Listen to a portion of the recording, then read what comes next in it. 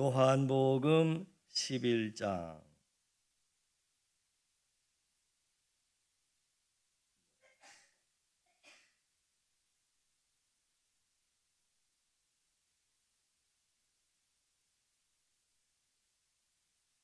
(11장) 32절부터 35절까지 말씀을 같이 읽습니다.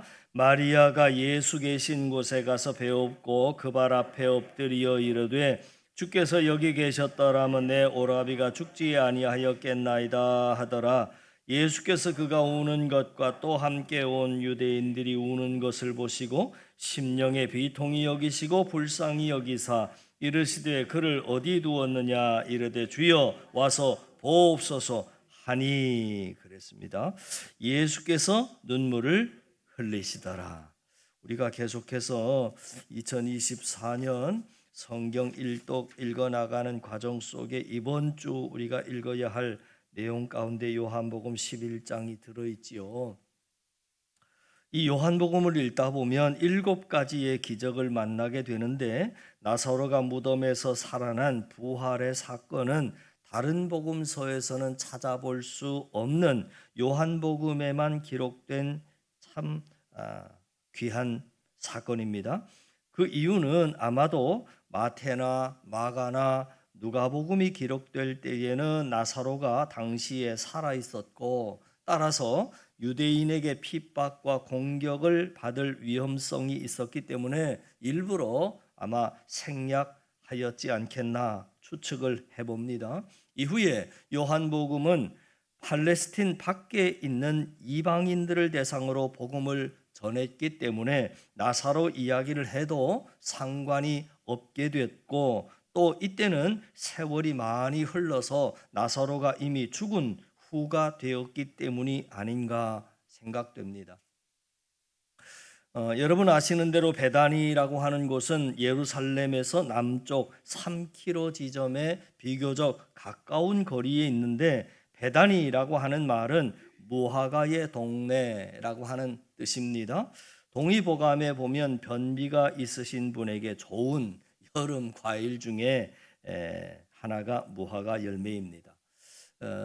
그 이름 뜻대로 무화과 그러면 꽃이 없이 열매 맺는 나무라고 하는 뜻입니다. 그러니까 사실은 자잘한 꽃들이 피기는 하지만 그 꽃이 밖으로 피는 것이 아니라 안으로 피어 있기 때문에 밖에서는 이 무화과의 꽃이 잘 보이지가 않습니다. 분명한 것은 무화과를 심는 목적이 뭐냐면 꽃을 보기 위함이 아니라 열매를 얻기 위함입니다. 무화과의 이름을 보며 저도 마치 무화과와 같은 존재라고 하는 생각을 한 적이 있습니다. 그리고 그러한 생각은 저의 신앙과 신학 그리고 목회에 아주 중요한 영향을 끼쳤습니다. 하나님이 나를 이 땅에 심으신 목적은 꽃을 보자 하심이 아니라 열매를 보자 하심이다라고 하는 큰 깨달음입니다. 성경에 보면 벳바게와 베다니 이 두 개의 비슷한 마을 이름이 등장하지요. 두 동네의 이름 모두 원어의 뜻이 무화과의 동네라고 하는 뜻을 갖습니다. 하지만 무화과의 상태가 좀 다릅니다. 벳바게라고 하는 이름은 무화과의 첫 번째 맺히는 열매를 가리키는 파게라고 하는 단어를 쓰고 있습니다. 그래서 파게라고 하는 단어 옆에 무화과가 달려 있는데 이 파게의 열매는 아주 작습니다. 또 제대로 익지도 않습니다. 열매로서의 가치가 상품 가치가 많이 떨어집니다. 그 다음에 베다니 그랬는데 이 베다니라고 하는 이름은 잘 익은 무화과를 가리키는 테나라고 하는 단어를 씁니다. 그러니까 히브리어에서는 무화과의 이름이 이렇게 다르게 나오는데 영어 성경과 한국어 성경에는 그냥 무화과 그렇게 번역이 되어 있지요. 그러면 히브리어에서는 왜 동일한 무화과를 이렇게 다른 단어를 사용하게 되었나 하는 것입니다. 이스라엘 무화과는 1월부터 열매를 맺는데 다른 과실수는 한 번 열매를 맺으면 한 번의 수확기를 가지지만 무화과는 한 번만 수확하는 것이 아니라 5번의 수확을 합니다. 그러니까 한 번 맺혀진 무화과의 열매를 따면 두 번째도 또 나오고 세 번째도 또 나오고 계속 5번까지 수확을 한다 그럽니다. 그러니까 무화과를 따면 또 나오고 또 나오고를 반복하는 겁니다. 아시다시피 목련은 잎이 나오기 전에 꽃이 먼저 나오는 것처럼 무화과 역시 잎이 나오기 전에 열매가 먼저 나옵니다. 그러나 처음 나온 무화과는 열매가 크지 못하다 말씀드렸습니다. 작습니다. 당도도 많지 않습니다. 그렇기 때문에 맛이 없습니다. 다시 말해서 상품의 가치가 없다 그 말입니다. 그걸 파괴라고 합니다. 그러나 이 파괴를 따주면 그 다음으로는 크고 당도도 높고 상품 가치가 아주 좋은 큰 무화과가 나오는데 그것을 태나라고 합니다. 그리고 그 이후부터 나오는 무화과는 4번의 수확을 하는 거지요.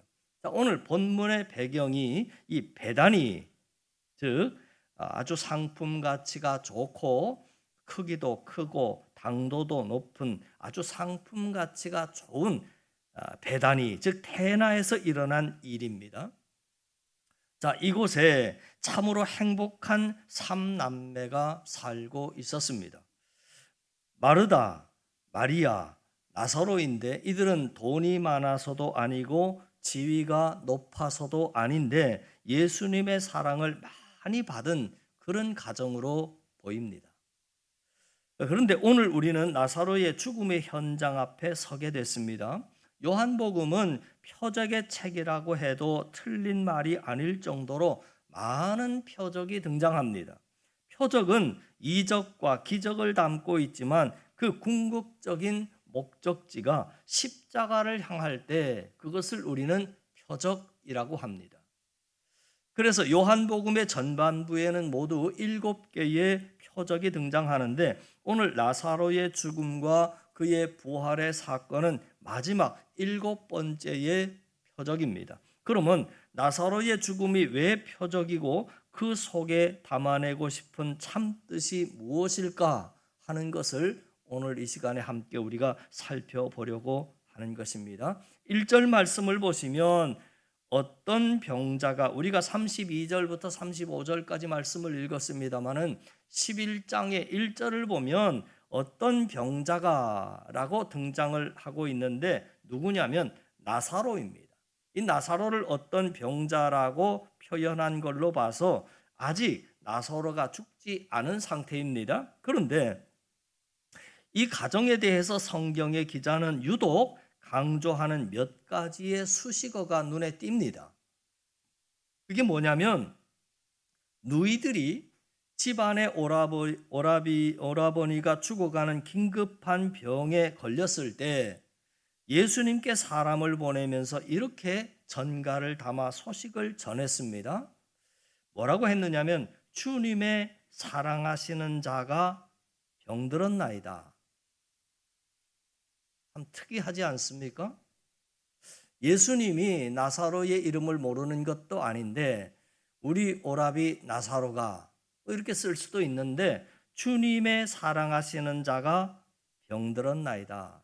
그래서 얼마나 특별한 가족이었으면 이들 스스로가 자기 오라비를 향해서 예수님께 하는 말이 예수님에게 주님의 사랑하시는 자가 지금 병이 들었습니다. 그렇게 사람을 긴급히 보냈습니다. 자, 여기에 대한 반응이 4절에 이렇게 나왔어요. 예수께서 들으시고 이르시되 이 병은 죽을 병이 아니라 하나님의 영광을 위함이요 하나님의 아들이 이로 말미암아 영광을 받게 하려 함이라 하시더라. 무슨 수수께끼 같은 말씀을 하셨습니다. 그러니까 내용은 이런 겁니다. 걱정하지 마십시오. 이 나사로의 병은 죽을 병 아닙니다. 그리고 이어서 이 나사로의 병으로 말미암아 하나님께 영광을 돌릴 것이고 특별히 그 하나님의 아들인 예수님 자신을 가리키면서 자신의 영광을 위한 병이다. 그렇게 뜻모를 말씀을 하셨습니다. 그래서 이 말씀의 뜻이 뭔지는 아직 잘 모르겠습니다. 그러니까 모르는 것은 그냥 유보해 두고 넘어가겠습니다. 자, 5절에 또 보시죠.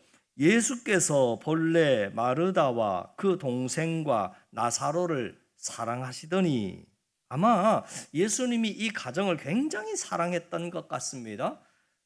이걸 연거푸 사도 요한이 놓치지 않고 두 번씩이나 기억을 하고 반복하여 기록합니다. 3절에도 그리고 5절에도 기록하고 있는데 예수님에게 있어서 아주 특별한 가정으로 보입니다.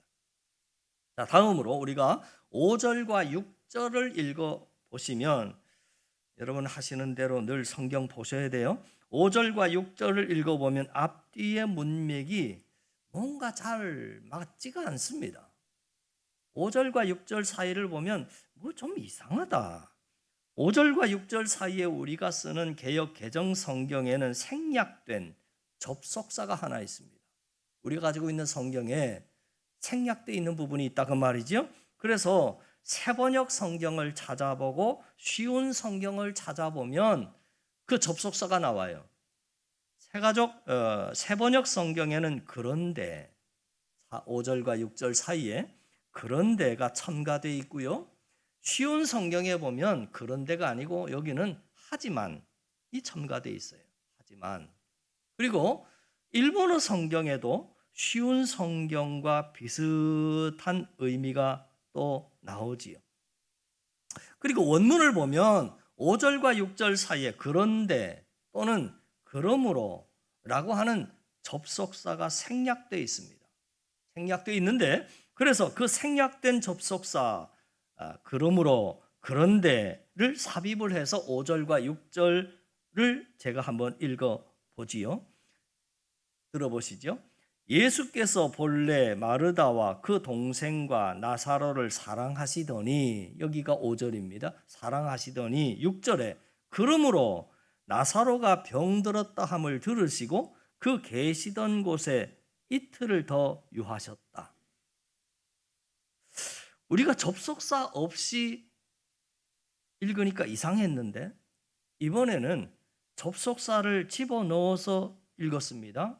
그랬더니 앞뒤의 문맥이 잘 맞은 게 아니라 더 안 맞습니다. 뭐가 안 맞아요? 앞뒤가 안 맞아요.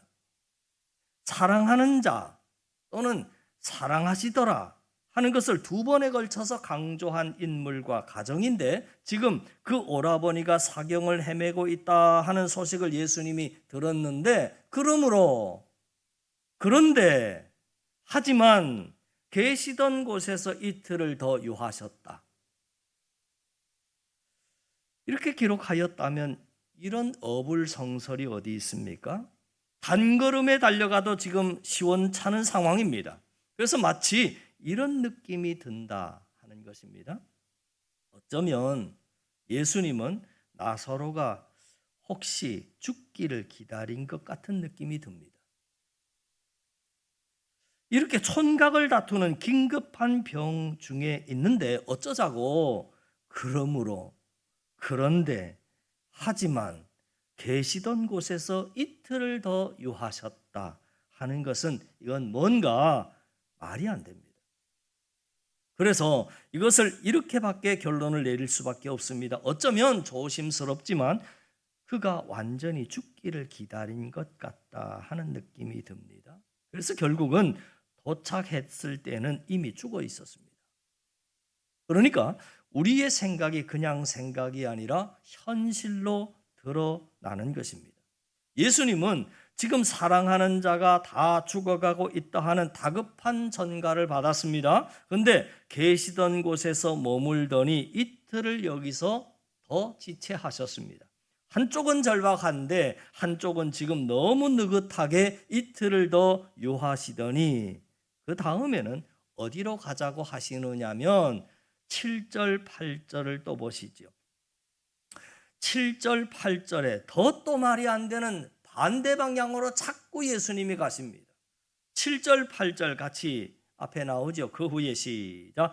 그 후에 제자들에게 이르시되 유대로 다시 가자 하시니 제자들이 말하되 랍비여 방금도 유대인들이 돌로 치려 하였는데 또 그리로 가시려 하나이까. 지금 예수님은 제자들에게 얘들아 우리 유대로 가자 그랬습니다.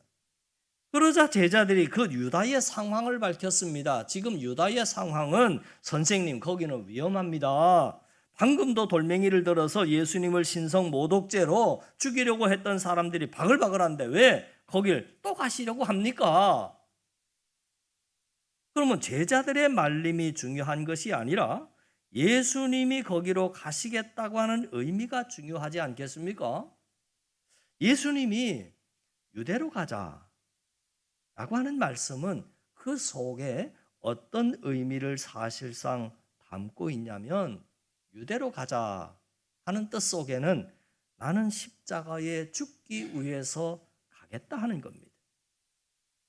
자, 한쪽에서는 사랑하시는 자가 죽어가고 있습니다. 그런데 예수님은 지금 그 사랑하시는 자 쪽으로 가서 그 사람을 살려내는 것이 아니라 예루살렘으로 가서 나는 죽겠다 하는 그런 상황입니다.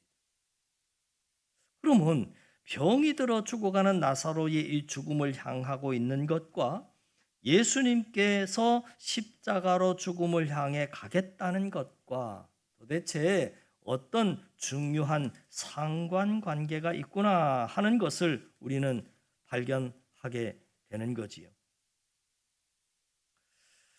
이 말은 무슨 뜻이냐면 내가 죽어야 너희가 그 너희 속에는 나사로가 있습니다. 사랑하는 자가 사랑하는 자들이 살 수 있다 그 말입니다.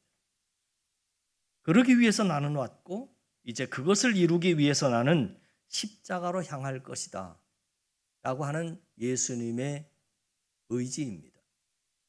여기서 아까 4절에서 유보해 두었던 영광의 실체가 드러납니다. 4절에 이 병은 죽을 병이 아니라 하나님의 영광을 위함이다 그랬는데 그 영광의 실체가 뭐냐면 하나님께서 그 아들을 이 땅에 보내신 구원의 사역을 십자가에서 완성하는 것이 그리스도의 영광입니다.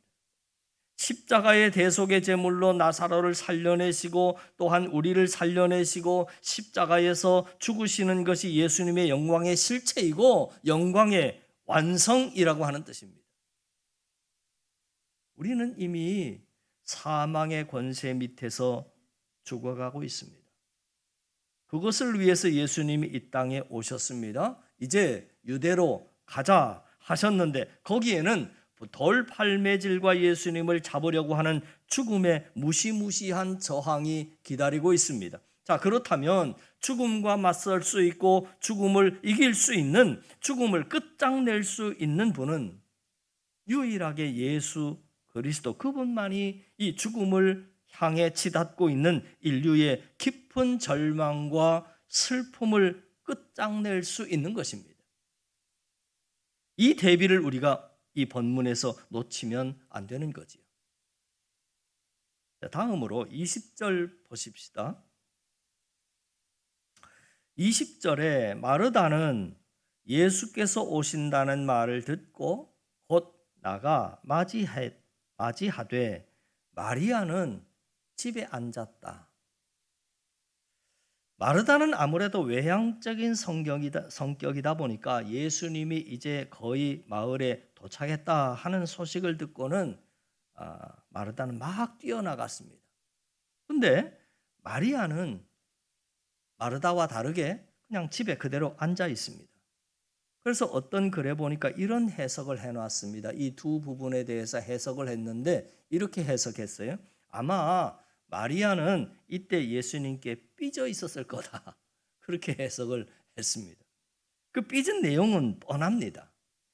왜 우리가 절실하고 급할 때, 애타할 때는 예수님이 오지 않으시고 지금 오빠가 죽어서 그것도 사흘이나 지나서 장례를 다 치렀는데 이제 와서 무슨 소용이 있단 말입니까? 지체하신 예수님에 대해서 이러한 원망의 마음을 갖고 있었을 거다. 그래서 누구는 예수님을 맞이하러 동네 밖으로 뛰어나갔고 누구는 삐져서 지금 집안에 그냥 있다. 전혀 틀린 견해 같아 보이지는 않습니다. 그래서 중요한 것은 하나님은 우리의 다급한 시간에 우리의 절실한 필요를 따라 그때그때마다 움직여 주시지 않으시구나 하는 겁니다. 여러분 항상 급히 직진으로 오시기보다는 돌아오시고 또 지체하시고 애둘러 시간이 걸리게 만드십니다. 그래서 그때는 우리의 마음이 타는 듯하고 낙심도 하고 원망도 하고 그랬는데 나중에 뚜껑을 열어서 일의 결말을 보면 하나님의 섬세한 계획과 간섭을 결말에서 우리는 확인하게 되는 겁니다. 그래서 오늘 예수님은 왜 빨리 안 오시지? 왜 빨리 응답하지 않으시지? 하는 그때 우리에게 정말 필요한 것이 뭐냐면 40절 말씀이지요.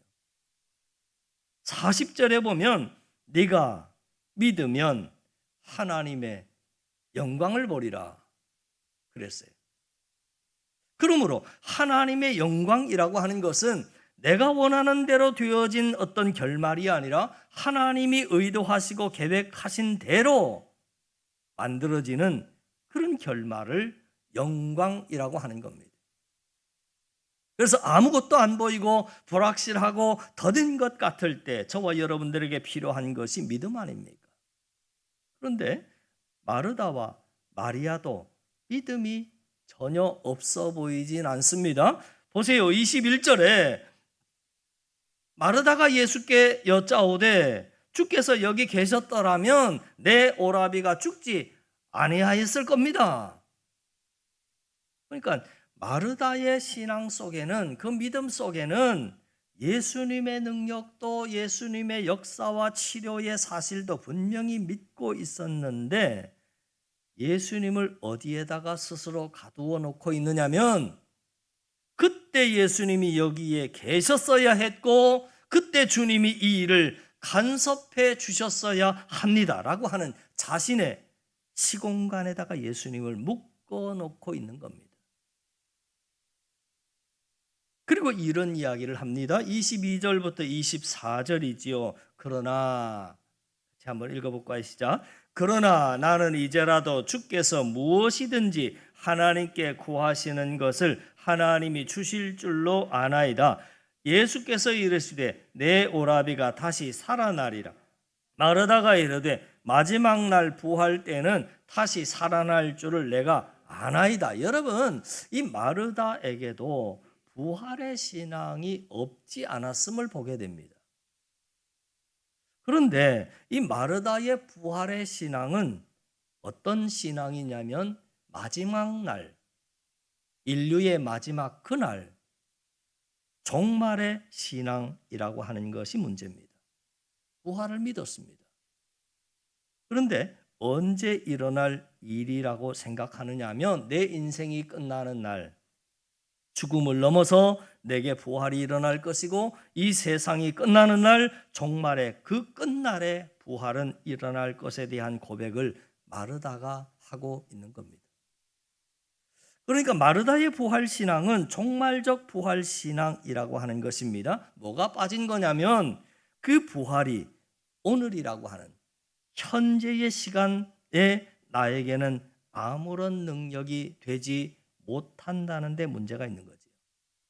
오늘 성경 기자가 정말 드러내고 싶은 핵심의 포인트가 여기 있습니다.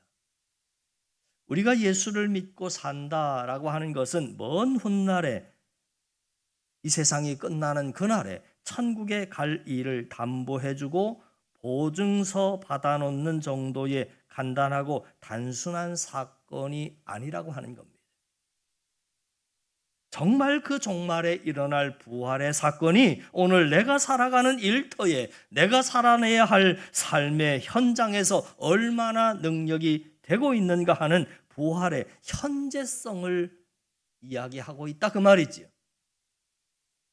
이것이 먼 훗날에 내게 일어날 종말적인 시간의 관점으로만 이해를 하니까 이 부활의 은혜와 약속은 그냥 말 그대로 약속일 뿐입니다.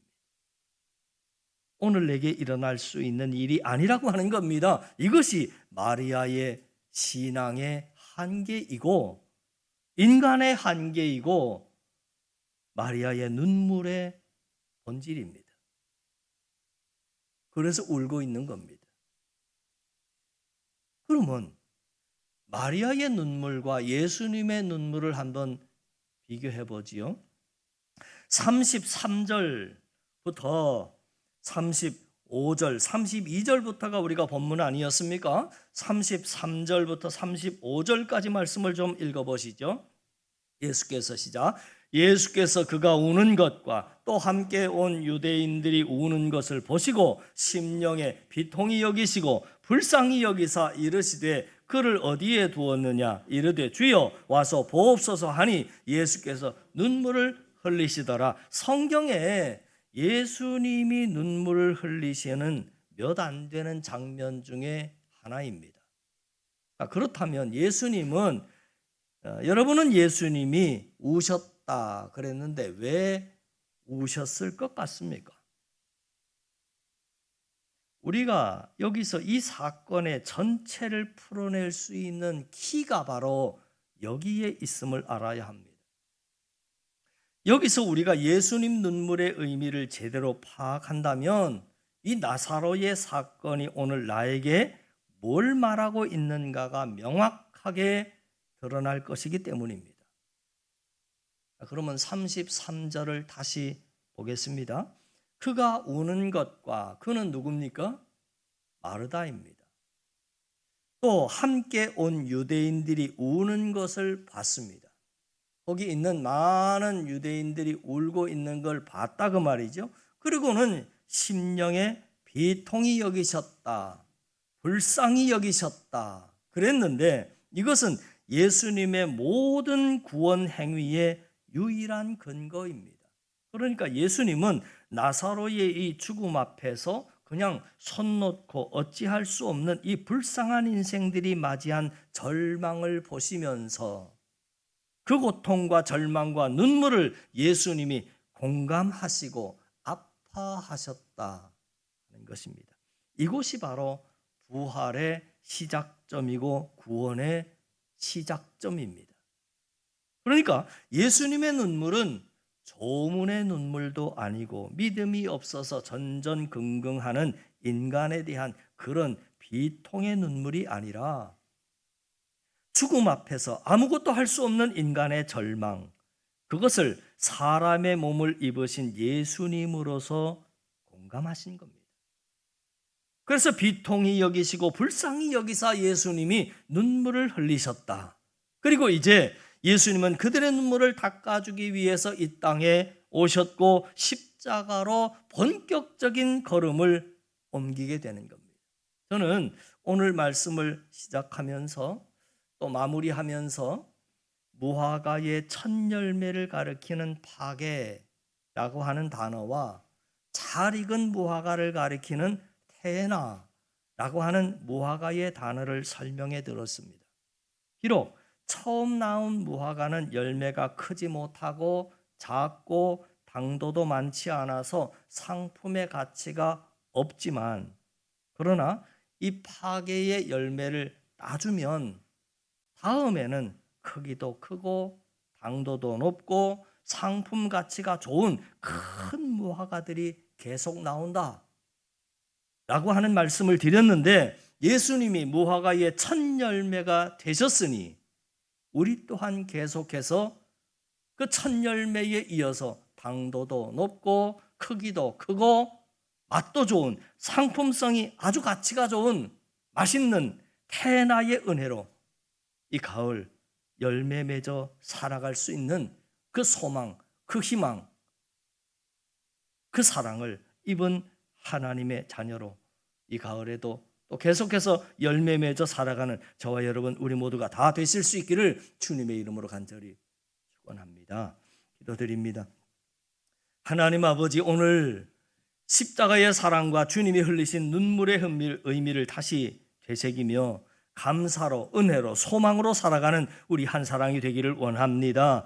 주님의 사랑하시는 자들이 오늘도 삶으로, 시간으로, 마음으로 주님을 찬양하며 나아갑니다. 주님 저들의 삶의 자리마다 임재하시고 다스리시며 통치하시고 동행하여 주시옵소서. 믿고 감사드리며 예수님 이름으로 기도하옵나이다. 아멘.